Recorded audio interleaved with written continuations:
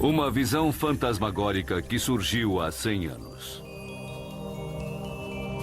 Ainda hoje ela intriga nossa imaginação.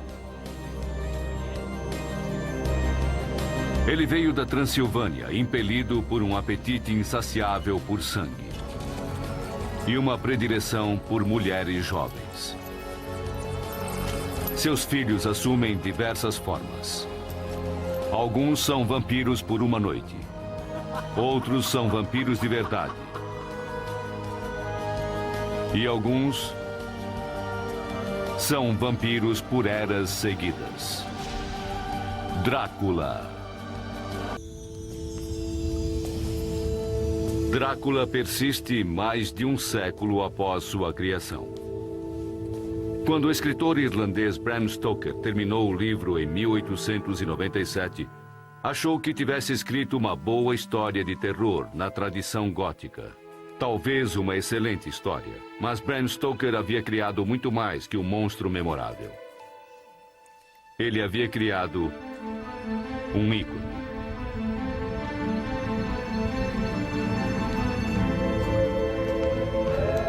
Superficialmente, Drácula é uma história simples e sombria, do bem contra o mal. Conde Drácula, um vampiro que sugava sangue, parte da Transilvânia para a Inglaterra em busca de novas vítimas. Drácula aprecia as jovens inglesas, e quando ele satisfaz suas vontades, os homens contra-atacam.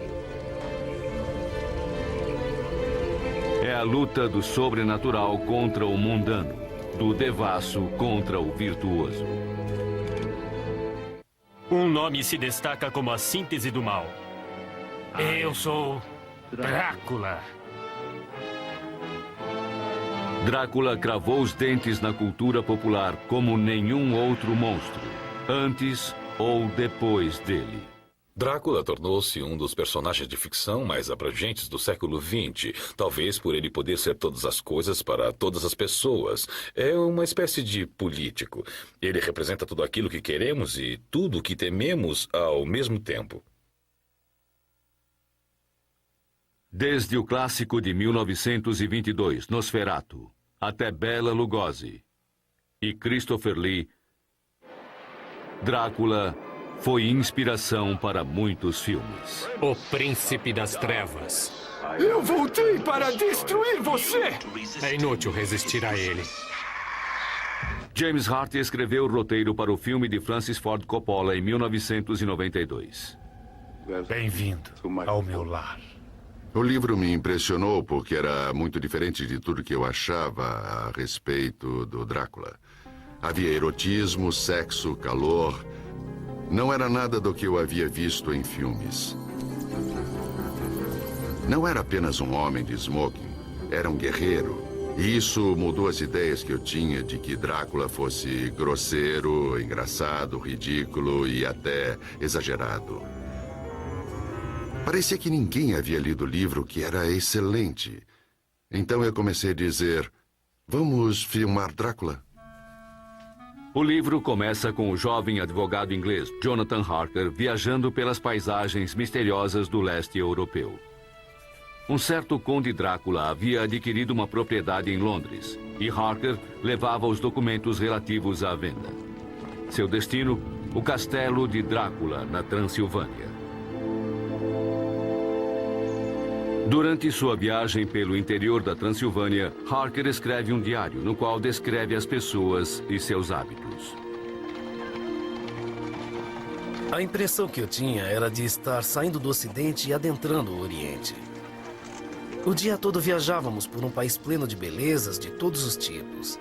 Às vezes víamos pequenas cidades ou castelos no topo de colinas íngremes, como costumamos ver descritos.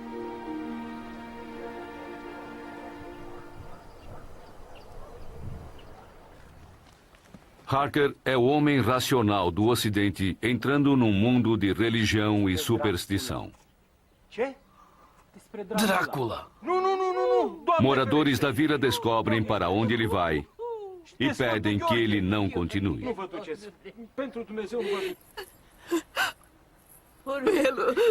Pelo amor de sua mãe. É o primeiro indício de que algo mais que um cliente o aguarda no castelo.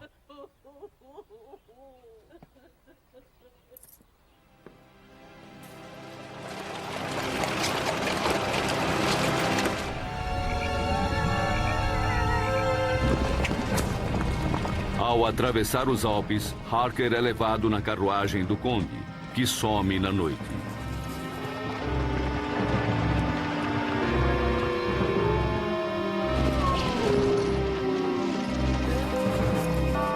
O relógio marca meia-noite.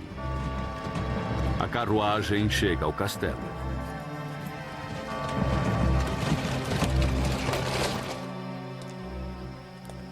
Harker bate à porta.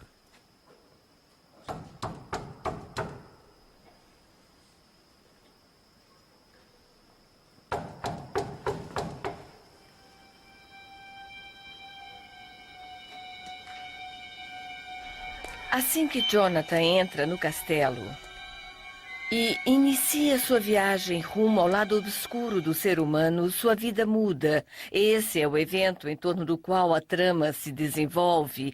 E então tudo muda para Jonathan, para Drácula, para todos os personagens, para o leitor, ou para as histórias sobre vampiros, porque desde então, logicamente, o vampiro nos atrai. Ao entrar no castelo de Drácula, não estamos apenas entrando numa propriedade na Transilvânia. Estamos entrando na mente de Bram Stoker e, consequentemente, todo o mundo sombrio que formava a cultura vitoriana.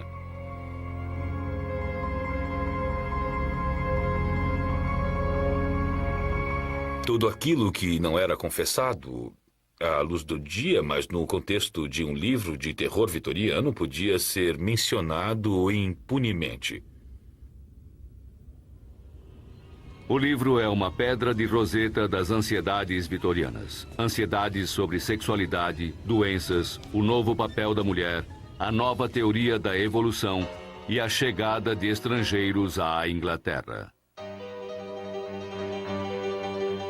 Harker procura tratar de negócios, mas as estranhas características de seu cliente são difíceis de ignorar. Esta é sua mulher? Que belo pescoço. Uma noite, ao se barbear, Harker percebe que seu anfitrião está longe de ser humano. De repente, eu senti sua mão sobre meu ombro e ouvi a voz do conde dizer: "Bom dia." Eu fiquei assustado, pois foi espantoso não ter conseguido vê-lo, já que pelo espelho eu via o reflexo de todo o quarto.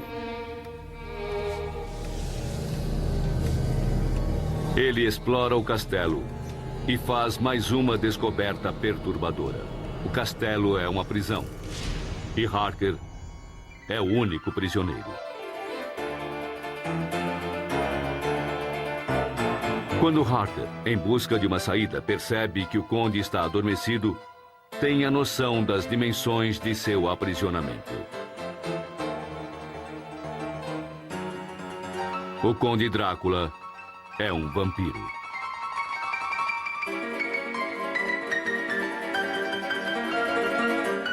A lenda do vampiro é universal. É possível encontrar vampiros em qualquer lugar onde as pessoas tenham sangrado, ou seja, em todo lugar. O mito do vampiro não surgiu num... Ele apareceu em culturas tão díspares quanto a babilônica e a indiana. Mas em suas variantes, o mito do vampiro tem sempre um tema em comum: o uso de sangue humano para alimentar outra pessoa. A imagem que nós temos do vampiro surgiu no folclore eslavo e tem origem na vida real de pessoas reais, numa época em que não se podia determinar se as pessoas estavam realmente mortas e por isso algumas eram enterradas em estado catatônico. E quando se recuperavam, tentavam sair da sepultura e depois eram encontradas com sangue nas unhas e nos lábios, devido à tentativa de abrir o caixão que estavam presas. Os vampiros costumam aparecer na mitologia como criaturas que mudam de forma. E o vampiro de Stoker não é exceção. Harker vê quando Drácula sai do castelo. Eu sinto o terror deste lugar horrível me dominar. Eu tenho medo, muito medo. Não há saída para mim. Uma das imagens mais reveladoras em Drácula é o momento em que Jonathan olha para baixo e vê Drácula sair pela janela e se arrastar pela parede do castelo, tornando-se um lagarto ou um morcego, baixando de nível na escala evolutiva. Não pode haver imagem mais perfeita para simbolizar a ansiedade vitoriana quanto ao significado de Darwin, esta fronteira indefinida entre o homem e os animais. O homem tende a esquecer que é um animal. A única diferença entre o vampiro e o homem comum é que há menos camadas da sociedade dita civilizada entre nós e a natureza animal. Alguns vampiros encaram a humanidade como uma coruja encara um rato. Drácula se transforma quando quer em homem, em neblina, em lobo, em morcego. A ligação entre morcegos vampiros e sugadores de sangue humano já havia sido estabelecida, mas foi o Drácula de Stoker que a fixou. Como criaturas noturnas, os morcegos aparecem na mitologia e na religião como inimigos da luz, como a encarnação do mal. No entanto, o morcego vampiro comum é muito menos ameaçador que a criação de Stoker. Os morcegos vampiros não sugam sangue. Eles perfuram a pele e bebem o sangue que escorre.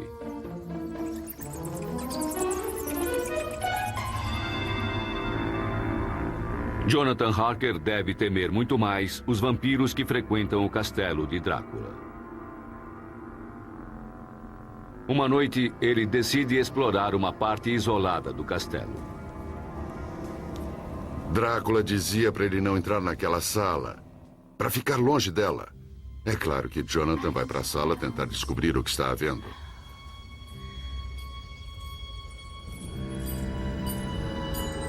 Ele adormece e desperta para o maior pesadelo vitoriano. É uma fantasia do século XX. Fiquei ali parado, olhando por entre meus cílios, vivendo a agonia da maravilhosa espera. Sua cabeça descia cada vez mais. Eu podia ouvir o som de sua língua lambendo seus dentes e seus lábios. Ele é incrivelmente violado por 3 mulheres sensuais, vibrantes, poderosas. E sua única opção é se entregar. Qualquer homem com sangue nas veias, de qualquer lugar, por mais forte que fosse, mesmo que fosse John Wayne, ficaria nas mãos dessas mulheres. E é essa cena do livro, essa sexualidade, essa força da mulher, o reconhecimento pelo homem vitoriano de que elas eram poderosas. E ele apreciava. Foi uma revelação.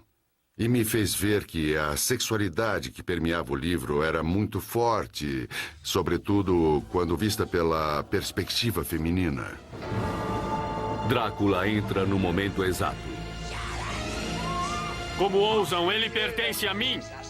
A fala, ele pertence a mim, permeia todo o trabalho de Stoker.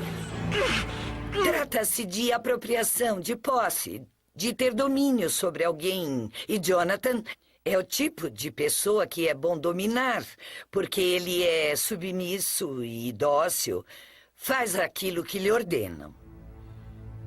Tudo gira em torno do interesse de Drácula em Jonathan. Será que ele vai atacar Jonathan? Será que vai penetrá-lo? Vai dominá-lo? Este é um aspecto homoerótico muito forte no livro.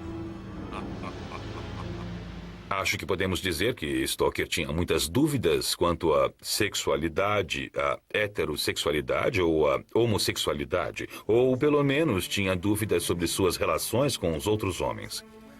Já foi dito que seu relacionamento com Harry Irving, seu patrão, foi um verdadeiro casamento em sua vida.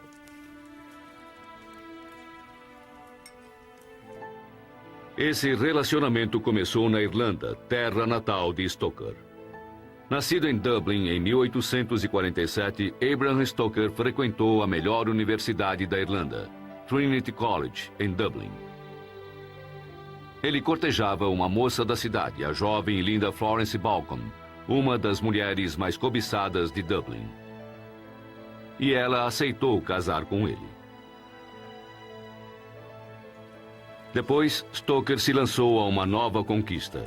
Quando ainda era estudante na Trinity, ele havia escrito uma crítica sobre a atuação do ator inglês Henry Irving no papel de Hamlet.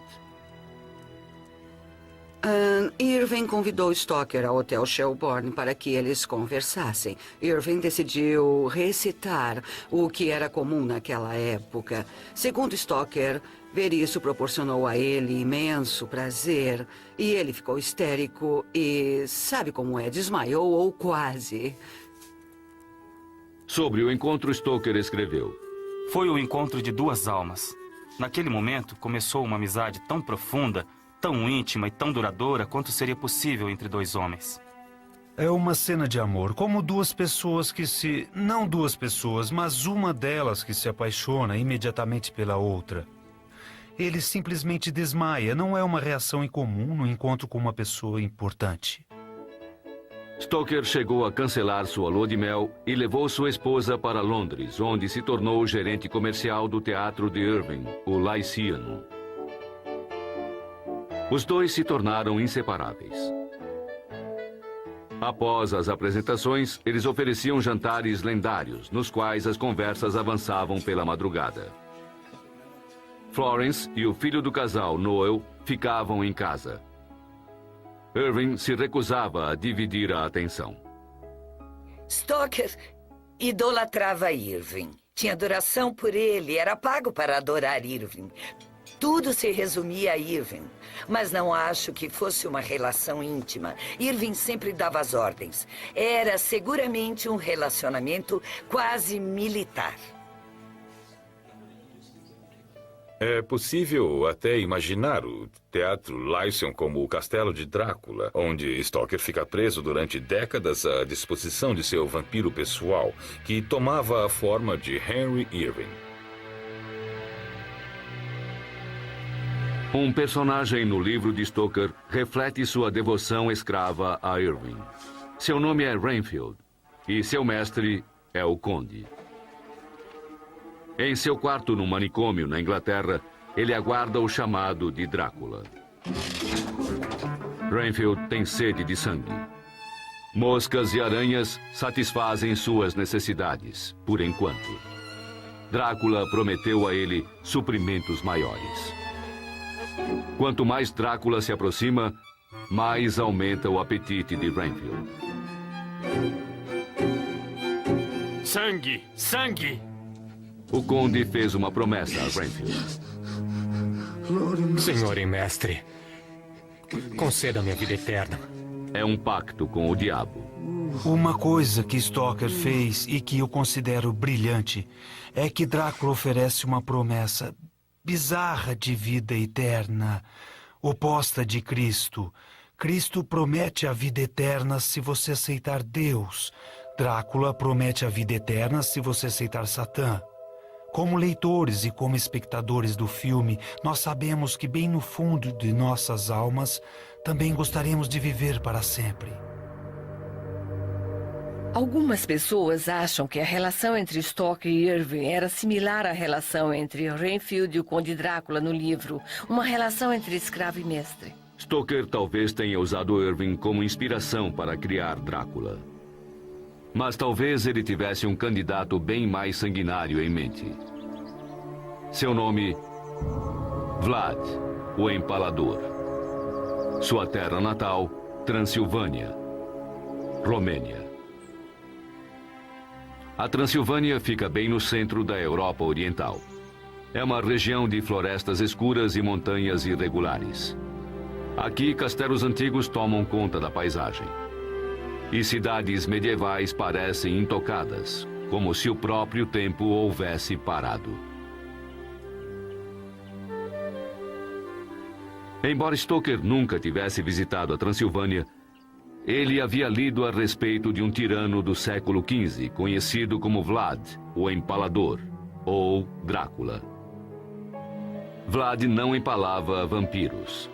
Ele empalava seus inimigos. Enquanto as vítimas se contorciam nas estacas ao lado dele, o encantador Vlad sentava-se para jantar.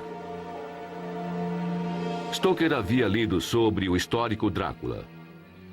Mas quanto ele sabia realmente sobre as aventuras de Vlad? Não há nenhuma prova de que Stoker soubesse, por exemplo, que o Drácula histórico empalava seus inimigos em estacas. Stoker pegou o nome Drácula de um duvidoso livro de história, segundo o qual, em romeno, Drácula significava diabo. Então, ele eliminou o nome que ia usar, Conde Vampiro, e mudou para Conde Drácula. E era só isso que Stoker sabia sobre o verdadeiro Drácula.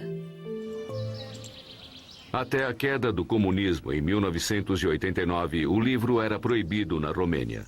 Era considerado um exemplo da decadência ocidental. Ainda hoje, a opinião dos romenos sobre o Drácula de Stoker é confusa.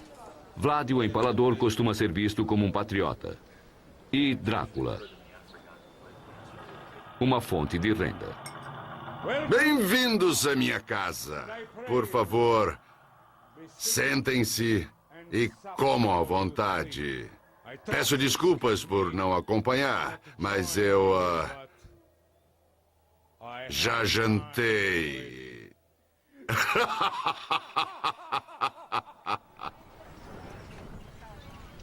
Quando se trata de camisetas, vodka e coisas bregas, Vlad, o Empalador, e Drácula convivem lado a lado.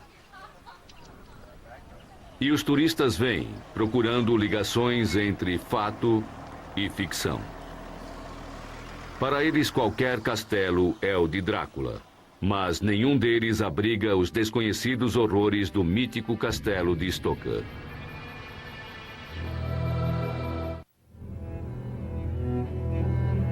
Enquanto Jonathan analisa seu destino no castelo de Drácula, o conde parte para a Inglaterra. Ele aparece apenas à noite para se alimentar do sangue dos marinheiros.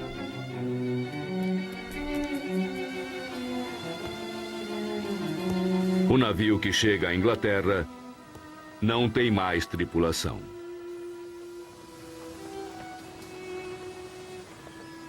Oportunamente, Drácula desembarca em Whitby, um vilarejo à beira-mar, onde a noiva de Harker, Mina, e sua amiga Lucy passam férias. Mina recebeu poucas notícias de Jonathan e espera impaciente que ele retorne. Mina é competente desde o início. É capaz de datilografar melhor e mais rápido que qualquer outra pessoa. Lucy é a mocinha bonita e geniosa, a princesinha, se é que existe uma nessa história. Ela não é inteligente, pensa apenas em sua beleza e se questiona se os 3 homens que se interessam por ela julgam-na tão adorável quanto ela supõe ser. Lucy recebeu 3 propostas de casamento numa única semana e escolheu Arthur, um aristocrata inglês. Mas Arthur não é páreo para o conde. A atração de Drácula é irresistível e Lucy atende ao seu chamado. Numa noite, Mina encontra sua amiga no cemitério. Tive a impressão de ver um vulto escuro atrás do banco, com aquela pessoa de branco inclinado sobre ela. O que era, se era um homem ou animal, eu não saberia dizer. Lucy! Lucy foi mordida. Ela jamais será a mesma. Drácula é capaz de fazer aflorar uma energia sexual feminina sem limites. Quando Lucy, por exemplo, é mordida pelo vampiro, torna-se muito mais agressiva sexualmente. Na verdade, quando ela mesma se torna vampira, perde até seu instinto maternal, o que seria a maior catástrofe para uma boa moça vitoriana, e ela ataca crianças. Drácula converte mulheres vitorianas puras e virginais em feras sedentas de sexo, O grande temor de todo bom homem vitoriano. Depois da mordida, Lucy se desvirtua. Como um inseto cede à atração da lâmpada, ela atende ao chamado de Drácula repetidas vezes. Logo, ela fica sem sangue e sem forças. Os homens se desesperam. Lucy está muito doente, mas sua doença é um mistério. Eles chamam o famoso médico holandês Van Helsing. Ele suspeita do pior. Desesperadamente, ele faz a transfusão de sangue de todos os homens para as veias de Lucy. Mas Lucy foi infectada pela doença do vampiro. E nem sangue humano, nem remédios podem curá-la.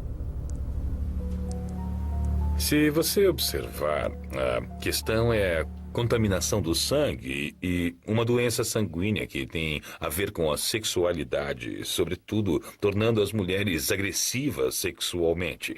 A ideia do sangue ruim era uma ideia muito comum na época vitoriana.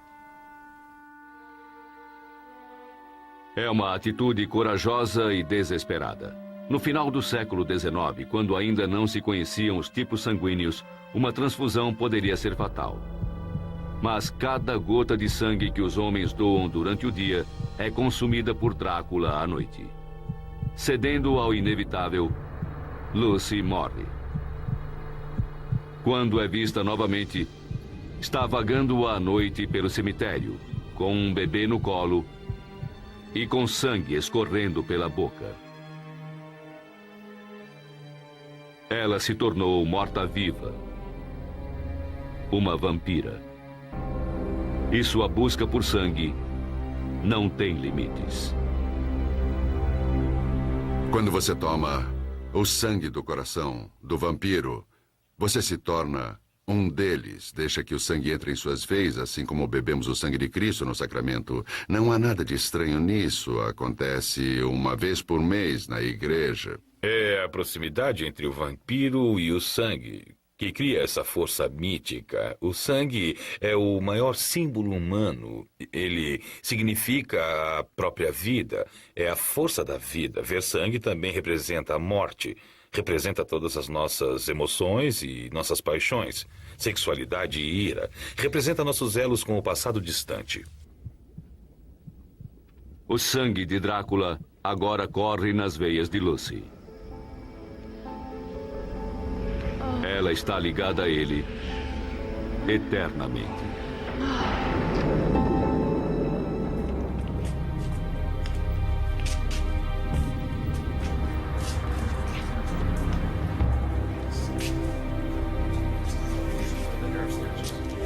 Lucy está entre os mortos-vivos. Para que ela se salve, uma estaca precisa atravessar-lhe o coração. Na noite em que se realizaria o casamento de Lucy e Arthur, os homens voltam à cripta. Van Helsing leva seus aliados até o túmulo.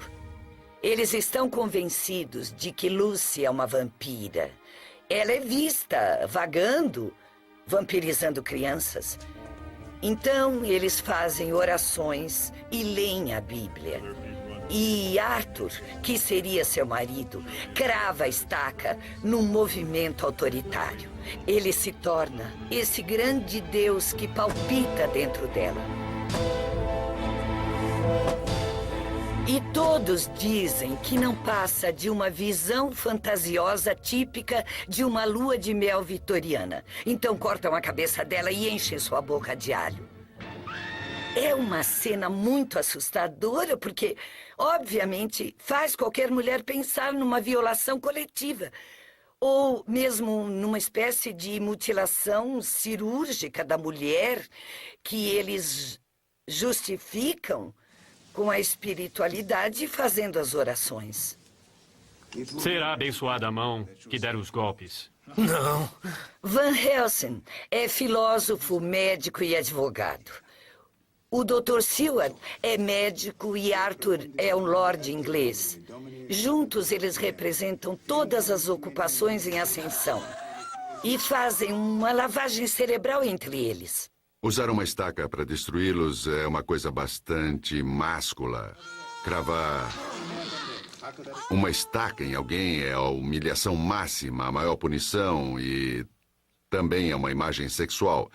Os homens fazem uma orgia com Lucy atravessando seu corpo com essa estaca, porque assim podem se sentir melhor. Gosto muito da vingança de Lucy, mesmo usando seu vestido de noiva e estando morta há 5 dias. Ela é a imagem mais bonita que seu marido já viu, mais sensual, mais erótica, que a mulher limitada que ele manteria num canto para exibir e levar as corridas de Ascot e dizer: aqui está Lucy. É a guerra dos sexos no nível gótico. Quando Bram Stoker escreveu Drácula, as mulheres inglesas estavam ganhando as ruas. A partir de 1890, teve início um movimento feminista organizado, além de boa parte da retórica feminista, da retórica acerca da autonomia feminina e das incursões femininas em áreas que antes eram restritas aos homens, além da liberdade sexual feminina. Então surgiu o termo nova mulher, que era repetido à exaustão. Correspondia mais ou menos ao que se chamou, nos anos 60, de liberação feminina.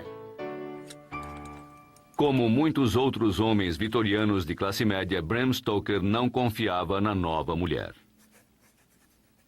O que podemos ver em Drácula é Stoker fazendo uma apologia a esse movimento, sobretudo na pele de Mina. Ela sabe datilografar, conhece taquigrafia, é uma criatura admirável. Eu acho que não era bem isso que as mulheres concebiam como emancipação. Eu acho que Stoker ficaria horrorizado se alguém o considerasse um misógino. No entanto, eu acho que ele era mesmo misógino. Enquanto Drácula espalha o caos em Londres, o noivo de Mina, Harker, foge do castelo para retornar à Inglaterra. Mas já era tarde. Enquanto prossegue a busca pelo esconderijo de Drácula em Londres, o conde encontra Mina.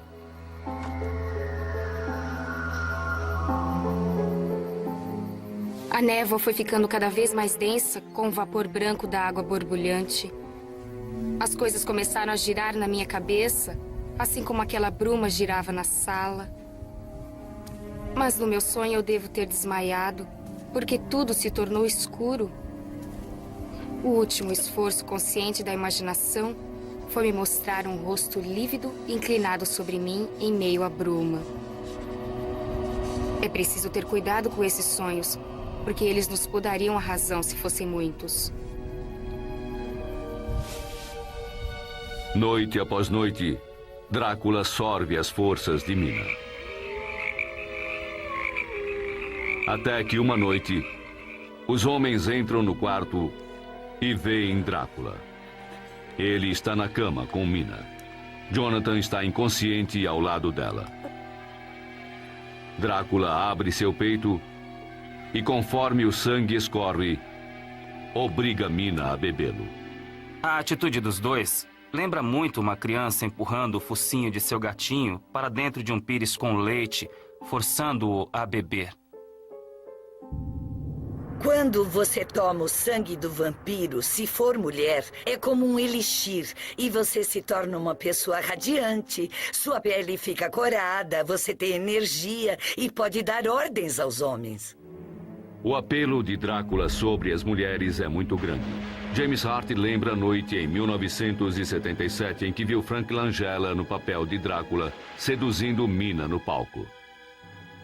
Ele abre o peito e Mina bebe. O público fica apreensivo, prendendo a respiração. A cortina desce e as luzes se acendem. Eu estava sentado atrás de uma fileira de mulheres, provavelmente de New Jersey ou Queens, de cabelo armado. Eram várias, e uma delas com a voz bem alta falou: prefiro passar uma noite com Drácula morto a estar o resto da vida ao lado do meu marido vivo.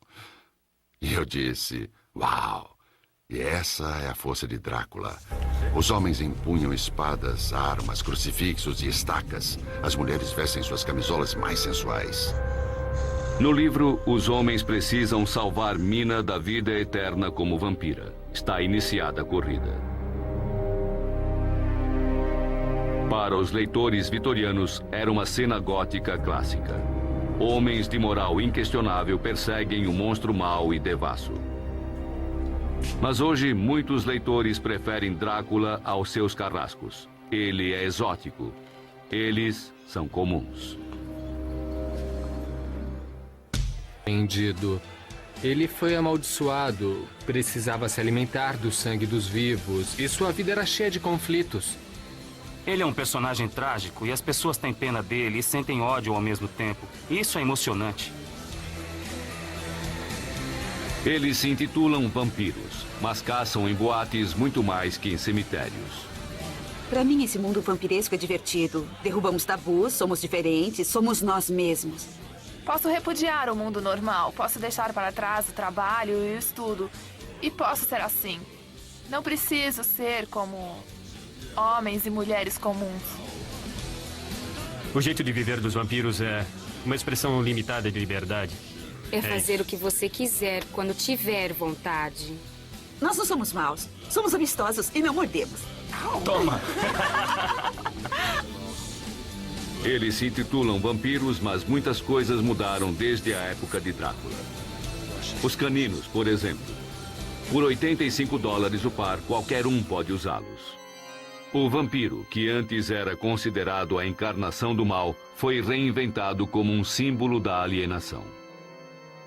Drácula assumiu vários tipos de características positivas no final do século XX e acho que Bram Stoker ficaria espantado com isso.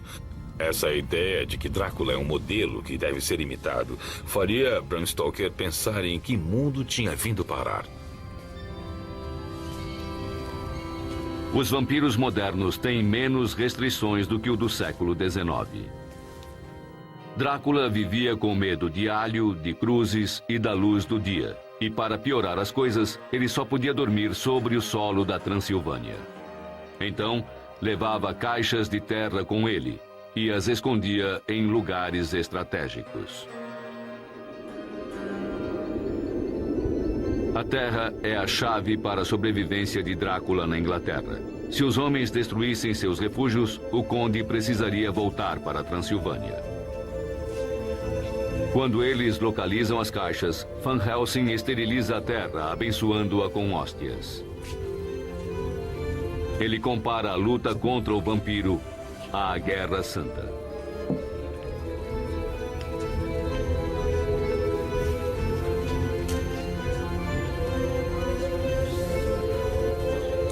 Falhar neste momento envolve mais do que vida ou morte. Morrendo, ficaremos como ele. Estaremos fadados, portanto, a nos tornar esses seres noturnos que se alimentam do corpo e da alma daqueles que amamos. Não é simplesmente a luta pela vida de Mina. É a luta pela própria alma da Inglaterra. Drácula pode ser lido como um romance sobre a supremacia inglesa no final do século XIX, aliada à desconfiança, ao ódio e ao medo para com os estrangeiros. Houve um grande fluxo migratório para a Inglaterra de pessoas vindas do leste europeu a partir de 1880 e 1890 e muita gente não aprovava isso. Drácula aparece, contamina o puro sangue inglês, ameaça a própria base da civilização inglesa e é preciso mobilizar os ilibados representantes da Inglaterra e da Europa Ocidental para lutar contra ele. Quando Mina sorve o sangue de Drácula, está desvirtuada. Para protegê-la contra novos ataques de Drácula, Van Helsing toca sua testa com uma hóstia. Ela se dissolve sobre sua pele. Ela grita suja, suja.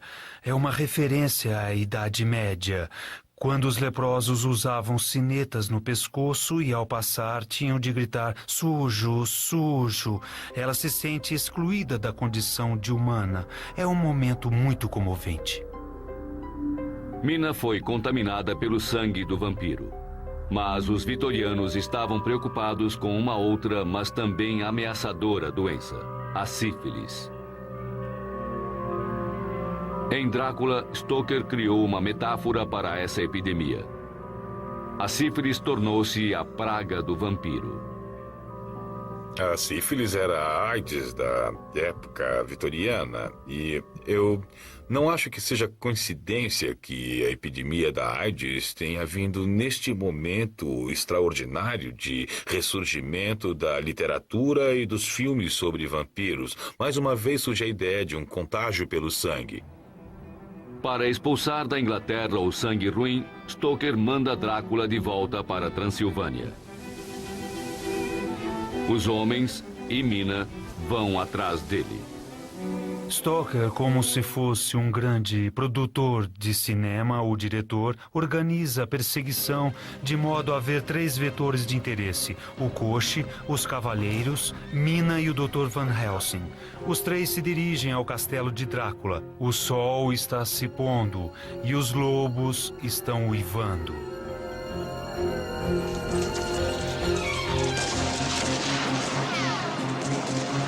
De repente, você se vê num filme de John Ford, em meio a um tiroteio. O sol vai se pondo, os homens vão chegando e então surge Drácula. E Quincy Morris atravessa seu coração com uma faca. Eu não inventei isso, bem que eu gostaria, mas há um ar de triunfo nos olhos de Drácula quando o sol se põe. Então é possível ver em seu rosto aquele ar sereno e ele vira pó. Mas, na verdade, como um crítico observou, ele provavelmente não virou pó, mas tomou a forma de raios de lua, como os vampiros são capazes de fazer. E simplesmente saiu. Os outros acharam que o haviam matado. Mas é claro que não se pode matar Drácula com uma faca, isso é bobagem. Sempre achamos que Drácula havia sido morto com uma grande estaca e um grande martelo, mas não é verdade. Eu pergunto às pessoas, você sabe como Drácula morreu? Bem, eles cravaram uma grande estaca nele. Não, Drácula foi morto por um texano com uma faca Bowie. Então me olham como se eu fosse louco. Com estaca ou não, Drácula vira pó. A maldição chega ao fim. Quando Drácula foi lançado em 1897, as vendas foram boas. As pessoas encaravam o livro como uma história de terror. No entanto, Stoker não teve reconhecimento financeiro nem profissional. Apenas a mãe de Stoker reconheceu que se tratava de um bom livro. Meu caro, é esplêndido. Vai muito além de qualquer coisa que você já tenha escrito. Nenhum livro, desde Frankenstein, de Shelley, ou qualquer outro, chega perto do seu em originalidade e terror. Poe nem chega perto. Mas os lucros com Drácula foram irrisórios. E pouco depois que Henry Irving morreu em 1905, Stoker teve o primeiro de seus vários derrames. Mas Stoker continuou a escrever e fez inclusive um livro de memórias sobre seu relacionamento com Irving. Em 1912, Bram Stoker morreu em sua casa. Estava com 65 anos. A morte de Stoker aconteceu na mesma semana do naufrágio do Titanic. O frenesi da mídia sobrepôs-se às notícias de sua morte. Contrastando com os últimos anos de vida de Stoker, Drácula termina com uma anotação de Jonathan em seu diário.